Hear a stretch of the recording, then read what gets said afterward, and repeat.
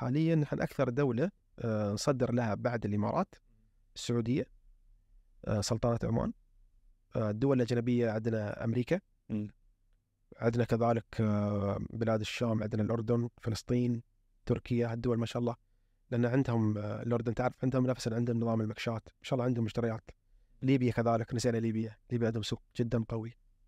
فهاي الدول قاعدين احنا نصدر لها حاليا، طبعا اللي هي الكاستمر دايركت. يعني صدرنا حاويات، صدرنا حاويتين إلى فلسطين، إلى تجار بالجملة يعني؟ بالجملة.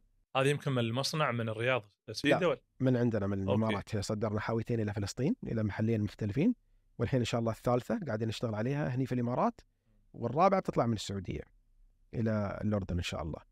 فبدينا هذه مستلزمات الحر مش المصنع. اللي من الإمارات قاعدة تطلع لوازم الرحلات من الحر، يعني. براند الحر اللي قاعدة تطلع من المصنع. طبعا اللي بتطلع برا دول الخليج، لأنه يصدر دول الخليج، برا دول الخليج طبعا اللي هي الجلسات، المدات، المطارح، لأن قاعدين نصنعها وقاعدين نوسع خطوط الإنتاج عندنا. بدينا بالجلسات، دخلنا أمور كثيرة غير، بدينا نصنع المدات، بدينا نصنع المطارح، بدينا نسوي كاستمايز. قبل ما كنا نبيع على الاند يوزر دايركت على الكاستمر، شفنا ان في بوتنشل عالي. الناس قامت تتي للمصنع تقول لك لا يا اخي فصل لي على قولتهم شب، عندهم ترى هم نظام المشبات، دائما عندهم مشب برا على البيت، او ما اعرف نظامه كيف، اللي يكون فيه جلسه الشتاء وفي المشب، فدائما يسووا له جلسه ارضيه.